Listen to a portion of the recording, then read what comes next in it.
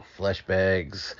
Sir Chonk here with another exciting video for you. Today we're doing top 10 wrestlers. As you can see, some vicious wrestlers are on the screen. Yep, nothing like a good cat fight. But we're going to have a mixture of me and Coolidge Girl giving our alternating top 10 wrestlers of all time. Let's see what we got. Okay, so my number 10 is Batista, partially because I'm not necessarily a huge fan of his wrestling, but I really, really like him in movies, and he's funny. So, I mean, I know a little bit about his wrestling, but mostly I just think he's hilarious in the Guardians Christmas special when he's running around with his gnome. And so I have, like, this soft spot for Batista. Also, he's funny in something else I've seen him in. So most of you like Drax more so than Batista, but that's all right. Yeah, I would say so, That's but fine. I'm going to put Batista. Okay. So my number 10, I have RVD. I was a wrestling fan when I was a little dude, and then I kind of gave it up for a while and didn't watch any. And then when I started watching it again, one of the people that I was like, damn, this dude's exciting is Rob Van Dam. Love the crazy athleticism. The obnoxious bright uniforms as well. RVD had it all. My top 10 dude. Okay, so for my number 9, I have the one who used to be A-Kid, who's now What Axiom. a stupid name. A-Kid. Yeah, A-Kid was not a good name, and it was good that he changed it to Axiom. Also, look at his costume. How is he not the coolest person? Obviously, we haven't seen a whole lot from him yet, but I think he has so much potential, and especially now that he has a better name. And I'm super excited to see like what he does. And I mean, this costume, man, it's awesome. He does have that cool intro where he like waggles through like time and space or whatever the heck it is, but he's got his head kicked in by Dabakato. So Timey-wimey space thing. yes. All right, number 9 for me. Speaking of me being old, so when I very, very first started getting into wrestling, Jimmy Superfly Snuka was my favorite dude. He was one of the first guys to actually like come flying off the top rope with like a lot of like height and style, a lot of energy, vicious reverse knife edges. Jimmy Superfly Snuka, number 9. All right, so my number 8 is Cena. And for several reasons. I mean, again, he's somebody I feel like I've learned to like a lot more just as an actor, but I think genuinely seems like a really nice guy. I know he does a lot of charity. He's always super positive. It's kind of hard to not like Cena. And there's this ridiculously funny prank call that a radio station did years ago, but for some reason, I think it's the funniest thing I've ever heard. And I'm going to link, I'm sure there's a YouTube video of it. I'm going to link to it. Enjoy it. It's amazing. I think we missed an opportunity here, though, by having you should have had a blank picture instead of John Cena. That would have been, what everybody would have expected it, but I think it would have been nice. Anyway. Fine. Number 8, well now, The Blueprint. Sasha Banks, not only does she have the best abs in the business, but she's an extremely talented wrestler, great on the mic, very versatile character, and she had, a couple years ago, her and Bayley's Hell in a Cell match was the match of the year. Unbelievable. One of the best performers currently out there, in my opinion. I really like Sasha Banks, too, but we didn't want to repeat anybody, so she probably would have also been on my list, maybe instead of Drax. I also like her in her brief appearance in The Mandalorian, although they don't give her hardly any lines. So my number 7, we're at 7, right, is Bianca Belair, because honestly, who doesn't love a ridiculous badass woman? And she is one of the ultimate badass women. She's so athletic. I mean, ridiculous. Like everything she does, I just sit there and look at her and go, she's really good. she's like scary, but in like a good way. Like you wouldn't want to like get on her bad side for sure, but it's very like empowering to see somebody who's just incredibly athletic and could really, I mean, keep up with like a lot of men, I think, in what she does. Yeah, she's one of the most athletic people on the roster, regardless of men or women. So here we go. Let me see that picture. It's a weird looking picture there. All right, so we got Bret the Hitman Hart. I mean, everybody knows who this dude is. He's the excellence of execution. The best there is, the best there was, the best there ever will be. Despite the hot pink costume, a tough dude. There was at number, 7? Well, that's his phrase. So, he's top 7 for me, but according to him, he's the best. He's one of the best. I think the only thing working against him was he was in an era where, like, the work rate was so slow that I feel like he would have been amazing now, and like he would have been a lot faster paced. He had the skills for that. That's the other thing sort of bringing him down my list. But again, when I was sort of been watching wrestling as a younger guy, this is one of my absolute top guys.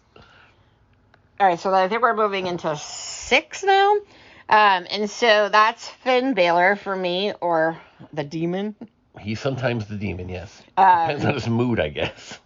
I like him as the Demon because it's just really ridiculously cool and scary, and I like a lot of the really cool costumes and like the production in particular, because I mean, there's a lot of really great wrestlers, but sometimes like the production is part of it's part of the show. So I do like his kind of creepy side. Also, he has a really attractive accent, and I like his accent, and he's kind of cute. Who doesn't love the accent? All right, so here I have, for my number 6, what I could consider potentially the most underrated wrestler of all time, John Morrison. It's hard to think of a better in-ring wrestler than this guy. He does incredible things that no one else even tried. Okay, not no one else, but let's say people off of, say, like the main rosters, main shows, don't usually try some of the stuff that he does. Incredible. Also great on the mic, entertaining guy. I don't understand why this dude was not a star his whole life. No one uses him. He's amazing. Annoying. Okay, so in my number 5, I have Mick Foley, who seen here in his apparently Negan era. Like, the thing with Mick Foley is I've only seen a very small amount of his wrestling, but I have like become absolutely obsessed with Mick Foley over the years because he was doing a ton of like charity and advocacy work for RAINN, which is the Rape, Abuse, and Incest National Network that Tori Amos was part of. And I just thought that was so cool, like he was like this very, very vocal advocate for prevention of sexual violence, which I just was like, wow, that's so cool. And then because of that, I like got interested in his wrestling, and I would like collect his Funko Pop, and I'm like all into Mick Foley, but like it started with something that was not really tied at all to wrestling. But yeah, he's just funny. Like everything about him. Yeah, he's one of those like iconic guys that sort of like goes like beyond wrestling. And I think it's interesting that he's sort of like one of his main stances is anti-violence, when his most famous spot is probably being spiked to the top of a cage and falling 40 feet and somehow not dying. All right, so this is somebody I would have also had on my list. All right, not a flattering picture, but he's definitely about to hit a cannonball in this one. We got Kevin Owens, KO, for number 5. The guy I think is probably my favorite modern male wrestler. Super, super funny. They give him anything. Give him any crap script, and he'll make it great. And also, insanely creative wrestler, great moveset, does it all. Sells stuff, elite in-ring dude. He's great all around. I'd really like to see him like try some like film acting, and they need to get him into movies because he's so funny. Like whenever he's on, I'm like, okay, can this guy be in a movie? He makes wrestling so fun. Yeah, he's great. He does everything great. All right, so my next one is probably the most badass wrestler out there right now, men or women, and that's Rhea Ripley. I mean, she's incredible. I mean, obviously, she's an incredible wrestler. She's, like, scary, but in a way that's appealing. Like, I know she's, I guess, technically evil. She's a bad guy at this time, anyway. But, and that's kind of, like, what they go with for her. But she pulls it off, and, like, she is the kind of person that it's so easy. Like, what I love about her and Bianca Belair and such is, obviously women's wrestling has evolved dramatically since, its early days. And neither of them is really, like, trying for the sort of cute, pretty girl. They're not playing any of that up. They're just beating people's asses, and it's amazing. Right, yeah. The only thing I have, two things I'll say about Ripley. One, she needs to stop hanging out with Dom, that guy annoying as hell. But also, I would enjoy having Rhea Ripley beat me up. All right, we got number 4. Yeah, I think. Yeah, here we go. Probably one of my most favorite, most consistent villain characters of all time. Yeah, he was a good guy for plenty of times, but when he was a villain, he was the most sneaky, evil, just absolute jerk of all time. Love Roddy Piper.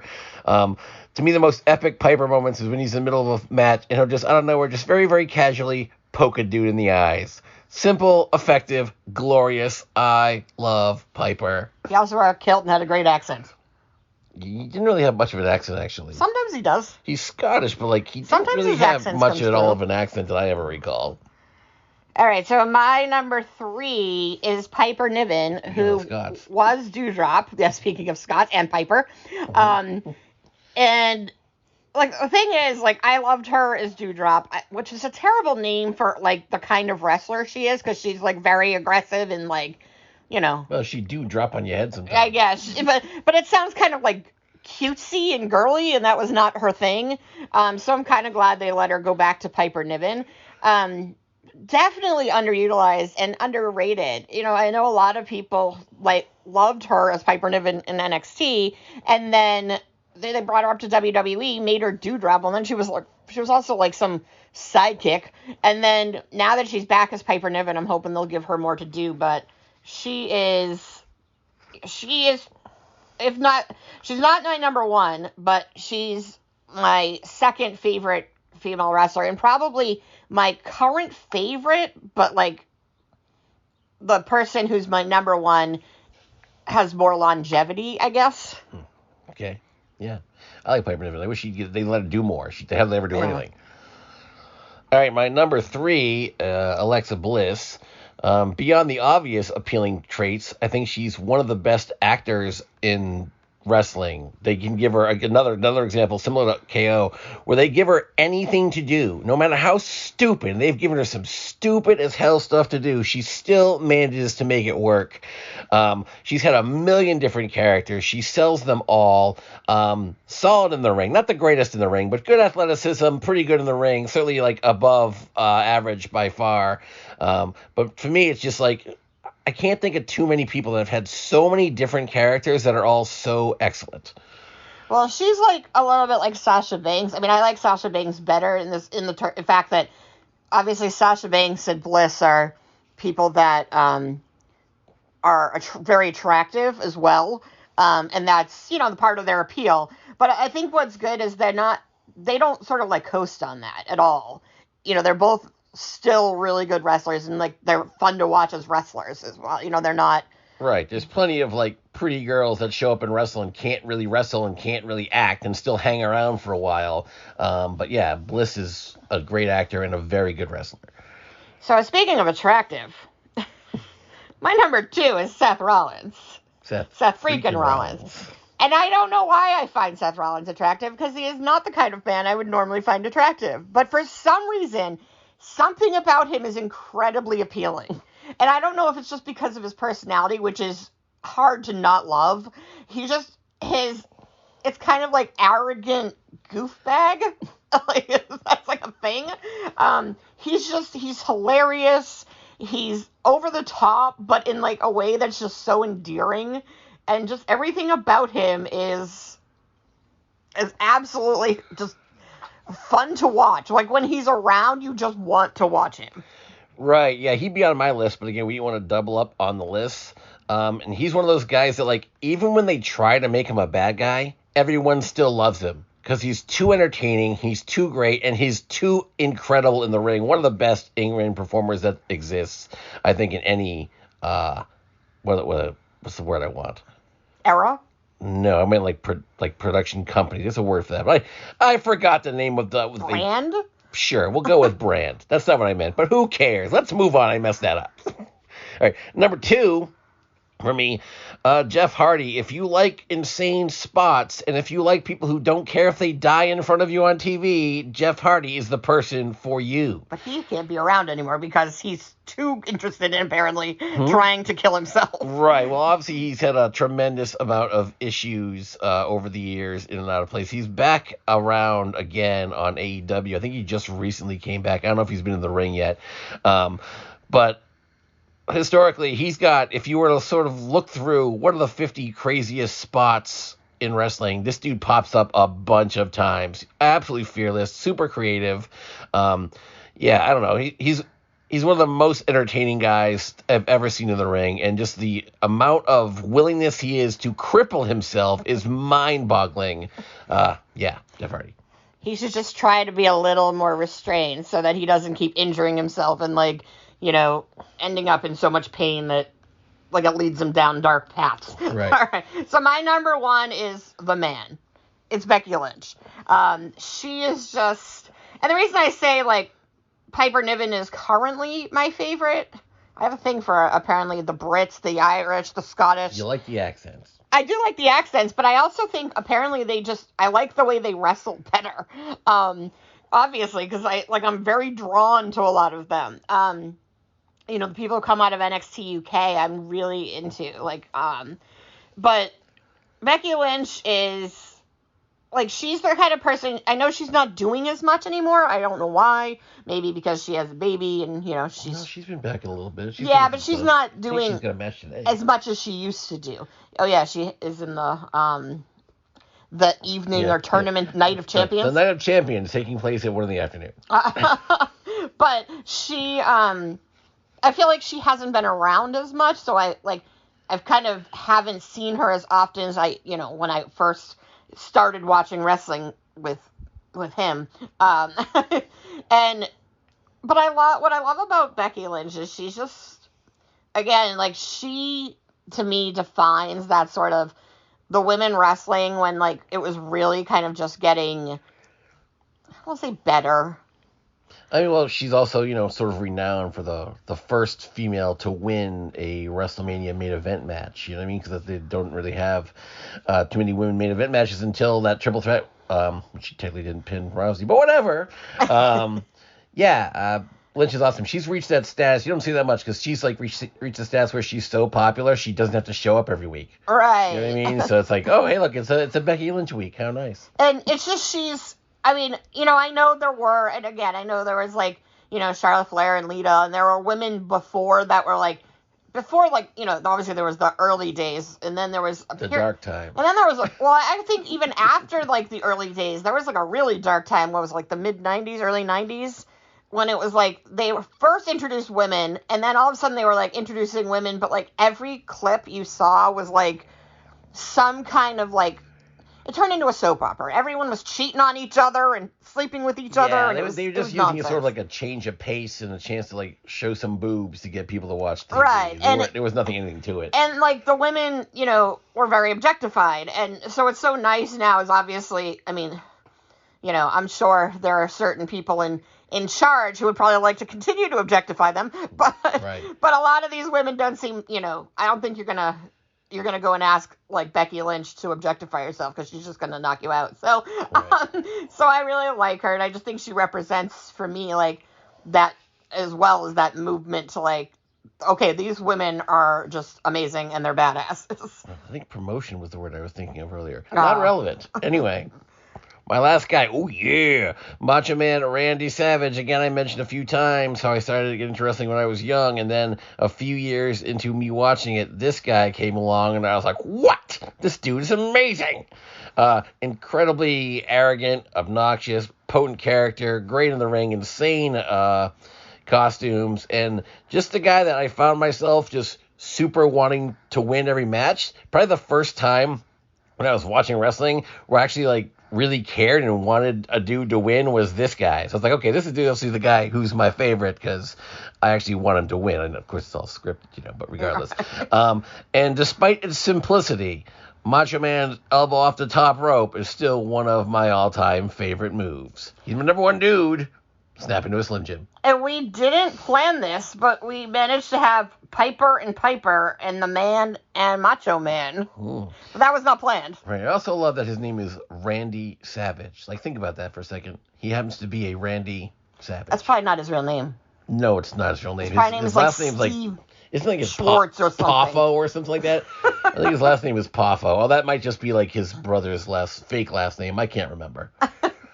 Well, anyway, if you're enjoying, you'll probably watch this hopefully after the Night of Champions, but, let us know what other wrestlers you think we're missing.